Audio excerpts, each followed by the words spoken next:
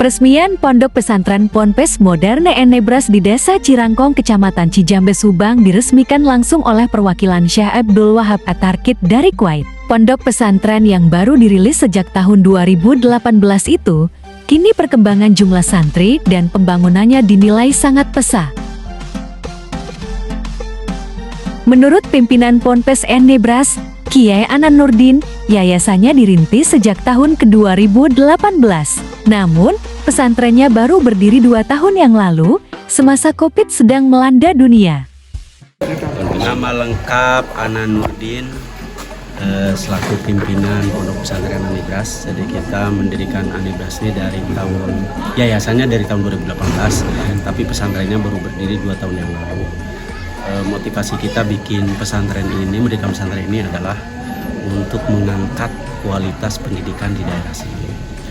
Karena kita melihat ketika pendidikan itu berkualitas, pasti biayanya sangat mahal. Banyak contoh-contohnya. Sementara kalau biayanya murah, pasti tidak berkualitas. Nah, kita ingin mendobrak paradigma seperti itu, paradigma pendidikan di mana ingin pendidikan yang terjangkau oleh semua kalangan, tapi menyuguhkan pendidikan yang berkualitas. Kita fokus vokasional, peminatan sesuai minat anak itu seperti apa, bakatnya kemana, kita observasi 6 bulan pertama anaknya akan kemana. Kita punya beberapa program unggulan, ada hafalan Quran, ada bahasa Arab, ada bahasa Inggris, ada juga kajian kitab-kitab kuning klasik ya. Cuman dengan satu perbedaan di tempat yang lain. Kalau tempat yang lain mungkin ngaji kitab kuning tidak sampai tamat, kalau di sini harus tamat dan sampai dapat ijazah atau sertifikat kelulusan kitab kuning tersebut ya, sampai dia benar-benar menguasai. Misalnya kitab kuning klasik seperti Safinah, anak itu harus tamat dan mendapatkan sertifikat pengakuan bahwa dia sudah selesai. Begitu juga dalam bidang bahasa Inggris, dia harus sampai ke TOEFL dan sebagainya. Bahasa Arab juga seperti itu, tahfidz Quran juga seperti itu, dia harus bersanad, hafalannya mungkin.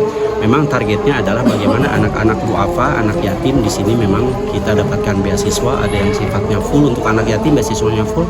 Kalau untuk anak duafa kita melihat kondisinya seperti apa. Rencananya kedepannya kita insya Allah akan melanjutkan kerjasama dengan negara Kuwait. Tadi sudah ada tanda positif, mereka akan support karena perkembangan pesantrennya luar biasa. Dari tahun pertama hanya 18, kemudian tahun kedua 108, dan sekarang tahun ketiga insya Allah sudah ada yang daftar sekitar 220. Dengan perkembangan yang besar seperti itu, maka mereka insya Allah dari Kuwait akan kembali membangun untuk melanjutkan pembangunan sekolah dan semua fasilitas yang dibutuhkan, termasuk lab komputer, lab bahasa, lab IPA, itu juga akan disupport sepenuhnya dari Kuwait selanjutnya. Tentu kita juga terbuka kepada bantuan-bantuan dari pemerintah. Kita sudah bekerja sama juga dengan Kementerian Pendidikan. Insya Allah mungkin katanya akan ada bantuan untuk kita karena peningkatan murid yang signifikan. Ya, target kita memang pertama kali kita ingin lulusan di sini pertama kali kita promosikan, kita proyeksikan untuk lulusan pertama ini ke Timur Tengah. Timur Tengah seperti Al-Azhar. Al-Azhar sangat kita tuju karena pendidikannya dia memadukan antara sistem pendidikan moderat dan klasik. Ya, moderat dalam artian dalam bahasa pendidikan sekarang ada yang disebut dengan Al-Wasatiyah. Al-Wasatiyah adalah pendidikan yang moderat yang mengantisipasi isu-isu terorisme, kekerasan dalam agama ini. Bagaimana kita mengantisipasi supaya anak-anak tidak ekstrim di dalam beragama, tetapi moderat dalam pemikirannya benar-benar modern. Ini yang kita kedepankan, Makanya di tahun akhir supaya anak-anak kita tidak terjebak kepada organisasi-organisasi Islam yang terlarang, kita akan memperkenalkan dunia pergerakan apa itu, misalnya ya pergerakan yang ada di Indonesia supaya mereka tidak salah pilih dan memahami dunia pergerakan sehingga cara berpikirnya lebih moderat, lebih modern, toleran, dan bisa mengadopsi kepentingan bangsa dan negara Indonesia secara keseluruhan. Kalau ijazahnya itu disetarakan dengan itu? Kita di bawah Dinas Pendidikan. Ya, bukan Depag ya? Kalau ada 2 nanti untuk madrasah aliyahnya di bawah Kemenak, kalau untuk ke SMA-nya di bawah Kementerian. Oh, jadi aliyah juga ada, SMA juga ada. Iya, kita akan ada 2 madrasah. Tergantung minat anak itu apakah ke PTN dalam negeri atau ke luar negeri. Kalau ke luar negeri harus madrasah alif. Satu lagi Pak Kiai, jadi yang kami menjadi risau kan seputar kejadian-kejadian asusila di pesantren tuh, yang kita pesantren yang Heriawan, dan kemarin ada yang di Surabaya. Oh ya, untuk gimana itu tuh?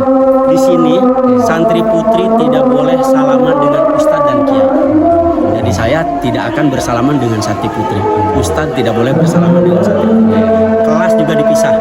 Tidak ada kelas digabung putra dengan putri. Ya, kelas itu dipisah. Kelas ada kelas putra, ada kelas putri. Ustadzah dan ustadz tidak boleh bersalaman. Santri putra apalagi bersalaman dengan santri tidak boleh. Santri putri ke ustadz pun ke kiai pun tidak boleh bersalaman. Ini untuk gitu ya, antisipasi, ya pencegahan dini lah ya, pencegahan dini supaya tidak terjadi hal-hal yang tidak kita inginkan. Karena itu dampak yang sangat negatif bagi pesantren. Salah satu juga pengen dapat komentar nih Pak. Sekarang kan yang lagi marah kan Al Zaitun nih, cerita-cerita. Kalau itu saya pernah ke sana dan memang dari pertama mereka terindikasi NII terpapar, berbeda dengan yang lain sehingga kita tidak rekomendasi untuk bikin dua khotbah ya. Kita tidak mau berhaluan seperti itu. Kita jauh dari hal-hal seperti itu. Kita insya Allah Ahlus Sunnah wal Jamaah istiqomah gitu ya, dengan khas corak ke NU-nya yang kita pegang lebih kuat. Amin. Insya Allah. Terima kasih. Cukup ya Pak ya. Udah pada hadir. Amin. Amin.